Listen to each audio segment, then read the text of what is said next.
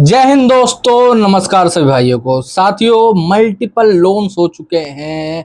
Recovery agents के call आ रहे हैं। कभी भी ये लोग होम विजिट करने लगते हैं, कभी आपके दोस्तों को फोन कर रहे हैं, कभी आपके बॉस को फोन कर रहे हैं, कभी आपके एरिया में से किसी को भी उठाकर फोन कर देते हैं और आपको अलग अलग प्रकार से इन लोगों ने टॉर्चर कर रखा हुआ।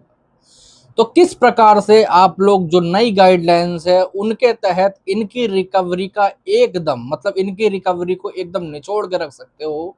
अपनी होम विजिट, अपने कॉल्स, और सबसे बड़ी बात, ये लोग जो आपके कॉन्टैक्ट लिस्ट पे फोन करते हैं, मतलब आप कभी आपके दोस्त को फोन मिला दिया, कभी आपके कलीग को फोन मिला दिया, कभी आपके ऑफिस में फोन करने लगे, इसको किस प्रकार से प्रॉपरली रोका जा सकता है, आज के वीडियो में इसी के बारे में बात करेंगे। और बहुत सारे लोग मुझसे ये पूछते हैं कि सर, ये जो आरबीआई है या फिर जो भी हमारी सरकारें हैं, इनको ये सब दिखता नहीं है क्या कि इन लोगों ने रिकवरी वालों को ये पूरे राइट दे रखे हैं कि वो लोग किसी को भी फोन मिला देते हैं, कभी भी होम विजिट करने लगते हैं, कभी भी ऐसी कोई चीज करने लगते हैं।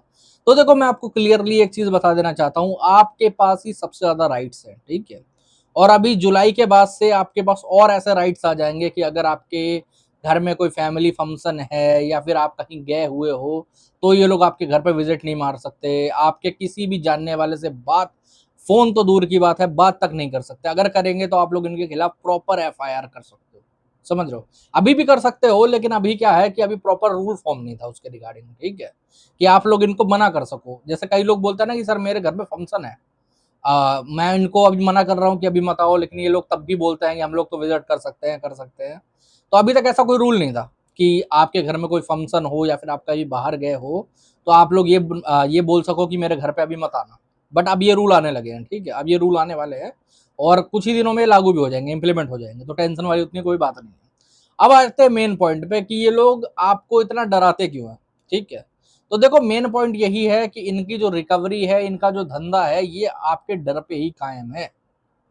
आज तक मैंने ऐसा कोई भी सब्सक्राइबर नहीं देखा, ऐसा कोई भी अपना क्लाइंट नहीं देखा जिसको अगर डर नहीं लग रहा है तो उसने 1 रुपए की भी पेमेंट करी हो। मेरे ही सब्सक्राइबर्स है, मैं उनका डर प्रॉपरली निकाल देता हूँ, प्रॉपरली उनको समझा देता हूँ कि भाई साहब, अब आपका डरने का टाइम खत्म हो चुका है, अब आपके लड़ने का टाइम आ चुका है। अब आपके लड़ने का टाइम आ चुका है। अब आप अपने अधिकारों के लिए लड़ोगे, अपने खुद के लिए लड़ोगे, अपनी फैमिली के लिए लड़ोगे, अपने जानने वालों के लिए लड़ोगे, ठीक है। जब भी किसी का भी लोन डिफॉल्ट होता है तो उसके मन में गलत ख्याल आता ही है। कई लोगों को लगता है ये सिर्फ मेरे साथ हो रहा है, लेकिन ऐसा नहीं है। हर किसी को, चाहे वो कितना भी लंबा हो, कितना भी नाटा हो, कितना भी गोरा हो, कितना भी काला हो, हर किसी के मन में ये ख्याल जरूर आते हैं कि मैं कोई गलत कदम उठा लेता हूँ। लेकिन फिर वही बात है कि 99%, 99 भी क्या आजकल, मतलब कुछ लोगों को छोड़ के उनकी भी पता नहीं क्या मजबूरी रहती है। उनकी मानसिकता अलग होती है उस टाइम पे, उसको बारे में कुछ कह नहीं सकते। बट 99% लोग उस गम से उभरते हैं और अपने लिए प्रॉपरली काम करते हैं जो करा जाता है। समझ रहे हो? अब सबसे पहले तो समझो कि देखो, ये कॉल्स और जो विजिट है, इनसे डरने की जरूरत है ही नहीं, ठीक है। क्यों नहीं है इनसे डरने की जरूरत? क्योंकि ये प्रॉपरली आज के टाइम पे जो हो रहा है वो इलीगल हो रहा है। जब जो कोई भी चीज इलीगल हो रही हो तो आपको डरने की जरूरत नहीं है। आप उनकी टाइम टू टाइम कंप्लेंट्स करोगे, आप टाइम टू टाइम उनके खिलाफ आप एप्लीकेशन लगाओगे, कंप्लेंट्स करोगे। अब कई लोग मेरे को बोलते हैं कि सर, मैंने बैंक को मेल करा, कोई जवाब नहीं आया। अरे, मेल करा, जवाब नहीं आया, ट्विटर पे इनकी बेइज्जती करो, प्रूफ के साथ डालो बकायदा ट्विटर पे, लोन नंबर डालो, सारी चीजें डालो, जो आपके साथ विजिट हुई हो उसका कोई कॉल रिकॉर्डिंग हो, कोई वीडियो रिकॉर्डिंग हो, कोई फोटो हो, वो अटैच करो, करो इनकी बेइज्जती, कोई दिक्कत नहीं है। और क्या, सोशल मीडिया पे ये लोग कैंपेन चलाते हैं ना, बहुत बड़े बड़े, जितनी भी एनबीएफसी हैं, जितने भी बैंक है, कि हम लोग तो आपका साथ देते हैं, हम लोग तो आपके बुरे वक्त में साथ आते हैं। तो उनको दिखाओ, उनके जो नए कस्टमर होने वाले उनके कस्टमरों को दिखाओ ना, ये किस तरीके की हरकतें करते हैं, किस तरीके के दो कौड़ी के एनबीएफसी है, इनका मतलब ये रिकवरी के लिए कितने हद तक गिर सकते हैं। समझ रहे हो? ये सारी चीजें वहां पर बताओ, अपने आप डरेंगे, अपने आप ये लोग उस पर एक्शन लेंगे। अब मैं आपको एक प्राइम एग्जांपल देता हूँ, बजाज फाइनेंस करके एक कंपनी है, सब लोग जानते होंगे इसकी हरकतें, ठीक है। इसकी हरकतों में एक चीज हुई थी, मैं आप लोगों को बताता हूँ कि इसके जो रिकवरी एजेंट है ना, वो महासुअर, एक नंबर के कमीने कुत्ते। जितनी गालियां बोलूं उतने कम है। माँ बहन की गालियां वीडियो में दे नहीं सकता, वरना वो भी दे दूं, ठीक है, मैं तो कॉल पे देता रहता हूँ इनको। अब इनके साथ क्या होता है कि ये लोग कस्टमर को विजिट पे बहुत ज्यादा फोर्स करने की ट्राई करते हैं। लेकिन अब किसी की अगर मैं बुराई बताऊंगा तो मैं किसी का अच्छाई भी बताऊंगा। बट बजाज फाइनेंस ने उसके लिए, इनकी सोशल मीडिया की जो टीम है बजाज फाइनेंस की, उन्होंने इतना बढ़िया कर दिया है कि आप लोग कुछ मत करो, आप अपने लोन नंबर के साथ में जो भी आपका प्रूफ है उसको अटैच करके ट्विटर पे ट्वीट डाल दो कि मेरे साथ गाली गलौज कर रहे हैं, बदतमीजी कर रहे हैं, या फिर मेरे को बुरा भला बोल रहे हैं होम विजिट पे आके। अगले दिन से अगर आपके घर पे परिंदा भी पर मारने आ गया तो नाम चेंज कर दीजिएगा। और बताइए, कर देते हैं ऐसा, क्योंकि उन लोगों को अपनी जो सामाजिक प्रतिष्ठा है ना, जैसा आपको डर रहता है कि मेरी सामाजिक प्रतिष्ठा खराब ना हो, वैसे इनको भी डर है कि इनकी सामाजिक प्रतिष्ठा खराब ना हो। ठीक है। अब कई भाई लोग बोलते हैं कि सर ये इनकी जो बैंक वाले हैं, जो मेरा बैंक है, उसकी कोई ट्विटर पे आईडी अवेलेबल नहीं है, या फिर अवेलेबल है भी तो वहां पर कोई रिप्लाई नहीं आता। ठीक है। तो अब ऐसे में क्या करा जाए? तो मैं सीधी सी बात बोलता हूँ, जैसे हम लोग स्कूल टाइम में करा करते थे ना, कि अगर मान लो हमसे कोई हैवी या फिर हमसे कोई बड़ा 30 मार खा आ गया और वो हमें कुछ उल्टा सीधा बोल रहा है, तो हम सीधे उसके बाप को कंप्लेंट करते थे, है ना? तो आप भी इनके बाप को कंप्लेंट करो। इनका बाप कौन है? इनका बाप है आरबीआई। आरबीआई में कंप्लेंट कैसे डालनी होती है? कई लोगों को ये गलत फहमी है कि आरबीआई में हम सिर्फ फोन नंबर या फोन करेंगे तो आरबीआई में कंप्लेंट हो जाएगी, या फिर आरबीआई को सिर्फ एक सिंगल मेल लिखेंगे तो उससे काम बन जाएगा। नहीं भाई, बकायदा आरबीआई ने अम्बोसमेंट का पोर्टल बना रखा, आरबीआई सीएमएस करके। ठीक है। आरबीआई अम्बोसमेंट लिखो या आरबीआई सीएमएस लिखो, वहां पर आ जाएगा। वहां पर जाके रजिस्टर करो, वहां पर जाके कंप्लेंट करो। आपका 10 15 20 मिनट खर्चा होगा दिन का, बट आपने एक बार कंप्लेंट कर दी, आपकी होम विजिट यूं बंद हो जाएगी। आपको मेल्स आएंगे आरबीआई से, आप प्रूफ सबमिट करो, आपके घर पे होम विजिट करने कोई नहीं आएगा। आप हमेशा हर दूसरे महीने में ऐसे कंप्लेंट डालते रहो, आपके घर की होम विजिट बिल्कुल बंद हो जाएगी। और बताओ। ठीक है। और कॉल्स भी लमसम ना के बराबर हो जाएंगे। कई लोग मेरे पे बोलते हैं कि सर 100% कॉल क्यों नहीं बंद होते, मतलब मेरे नंबर पे। तो मैं उन्हें ये कहता हूँ, देखो होता क्या है ना, जो विजिट वगैरह होती है, कॉल होती है ना, वो थर्ड पार्टी रिकवरी एजेंसी करती है, सीधी सी बात है। ठीक है। और उसको क्या होता है कि उसको टारगेट मिला होता है कि कस्टमर को एक आधा कॉल तो करना ही करना है दिन का। ठीक है। क्योंकि वो पैसा उठा रही है बैंक से, वो कॉन्ट्रैक्ट में पैसा उठा रही है, तो उसको दिखाना पड़ेगा कि भाई साहब मैंने कस्टमर को देखो एक कॉल करा था। लेकिन हाँ ये है कि अगर आप आरबीआई में कंप्लेंट करते रहोगे टाइम टू टाइम, तो आपको परेशान नहीं करेंगे। खाली कॉल करके पूछ दिया कि सर पेमेंट करवाओगे, आपने बोल दिया नहीं कर रहा, बस बात खत्म, या फिर उठाया ही नहीं कॉल, बात खत्म हो गई वहीं पर। इस प्रकार से आप वहां से टेंशन फ्री रह सकते हो।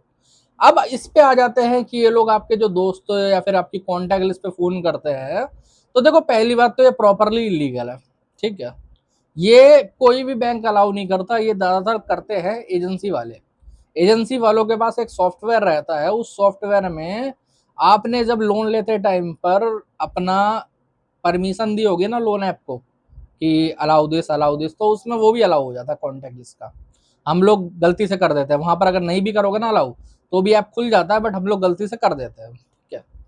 तो अब ऐसे में से चेंज कैसे करा जाए? तो देखो इसका आंसर मेरे सवाल में ही छुपा हुआ है कि जब आप लोगों ने पहले उसको अलाउ करा तो उन्होंने कॉन्टैक्ट लिस्ट ले ली। ठीक है। अब वो कहीं पर सेव नहीं होती है, कई लोगों को ऐसा लगता है कि वो कहीं पर लिख के रख लेते होंगे। भाई अगर ऐसे लिखने लगे तो करोड़ों लोग लोन लेते हैं, करोड़ों लोगों की लिस्ट बनाते बनाते एक्सेल की सीटें खत्म हो जाएंगी। समझ रहे हो? तो वो तो हो नहीं पाएगा। तो ये होता क्या है, एक डिजिटल स्क्रीन होती है, जैसे मान लो एक ऐप है, आपने उस ऐप को खोला तभी वहां पर डाटा शो होगा, अगर नहीं खोलोगे तो नहीं शो होगा। और उसका डाटा चेंज भी करा जा सकता है। चेंज कौन कर सकता है? आप खुद कर सकते हो। खुद कैसे करना है? वैसे तो मैंने इसके ऊपर बकायदा 15 15 मिनट के लेंथी वीडियो बना रखे हैं, मेरे मेंबर्स के सेक्शन में हैं। ठीक है। उन वीडियो को भी देख सकते हो आप। बट मैं आपको सिंपली यहाँ पर भी बता देता हूँ, थोड़ा थोड़ा, ज़्यादा वीडियो लंबा ना हो इसके लिए, कि आपको करना ये है कि भाई साहब आप अपने फ़ोन से उन सारे ऐप्स को करो पहले डिलीट। ठीक है। सारे लोन ऐप्स को डिलीट करो, या फिर अगर आपके पास दूसरा फ़ोन है तो आप उसमें ट्राई कर सकते हो, यहाँ से डिलीट करो। और फिर आप अपने एक फेक कॉन्टैक्ट लिस्ट की एक नंबर की लिस्ट बनाओ। ठीक है।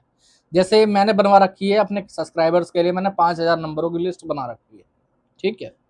आप अपना 5 की क्या 500 की भी बना सकते हो, 10,000 की भी बना सकते हो, जो मर्जी हो, जितने कॉन्टैक्ट डालना चाहते हो डाल सकते हो, कोई दिक्कत नहीं है। ठीक है।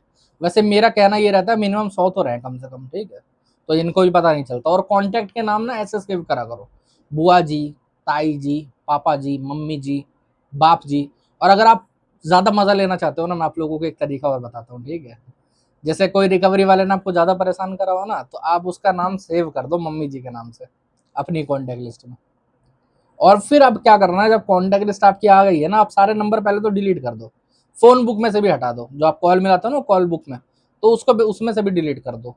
अब उसके बाद आपको सारे सारे ऐप को इंस्टॉल करना है, परमिशन देनी है, फिर 5-10 मिनट चलाने के बाद उनको फिर अनइंस्टॉल करना है, फिर इंस्टॉल करना है, फिर परमिशन देनी है। कई बार ऐसा हो सकता है कि जब आप इनको दोबारा इंस्टॉल कर रहे होगे तो ये परमिशन नहीं मांगेंगे, ठीक है।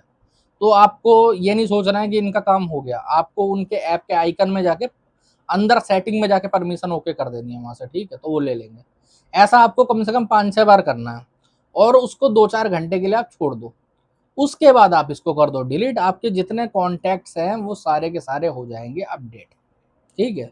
अब आपको ये दिक्कत प्रॉब्लम नहीं आने वाली, सीधी सी बात है, ओके।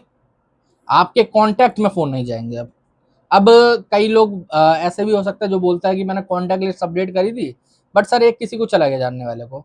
तो देखो कई बार क्या होता है ना, जब हम लोग कॉन्टैक्ट लिस्ट डिलीट करते हैं ना, तो एक आधा नंबर या 2-4 नंबर छूट जाता है।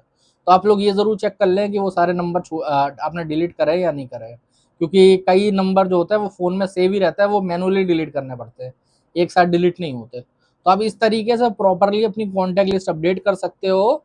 और सेकेंडरी चीज ये है कि एक EFIR जरूर करवाओ, मेरा मानना ये है, ठीक है। EFIR करोगे तो आगे चल के उस पे एक्शन होता है। कई लोग बोल सोचते हैं कि एक्शन कुछ नहीं होगा, एक्शन होता है, चाहे आपको बताया ना जा रहा हो, बट बैक एंड पे एक्शन होता है। अगर आप उसकी कॉपी भी लगा के भेजोगे ना इनके नोडल ऑफिसर या फिर इनकी एजेंसी वगैरह को, तो उनकी वैसे ही फट के चार हो जाएगी, वो आपको फिर ही कुछ नहीं बोलेंगे, समझ रहे हो। तो इस प्रकार से आप लोग रिकवरी कॉल्स और बाकी सारी चीजों से आराम से डील कर सकते हो, कोई आपको दिक्कत प्रॉब्लम परेशानी नहीं आएगी, ठीक है। अगर इसके बाद भी आपको प्रॉब्लम लग रही है, कोई दिक्कत लग रही है, कोई और परेशानी आ रही है, तो ऊपर नंबर आ रहा है, व्हाट्सएप पर मैसेज कर सकते हो, ठीक है। व्हाट्सएप के माध्यम से हमसे जुड़ सकते हो। बाकी साथियों आज के वीडियो में इतना ही। जय हिंद सभी भाइयों।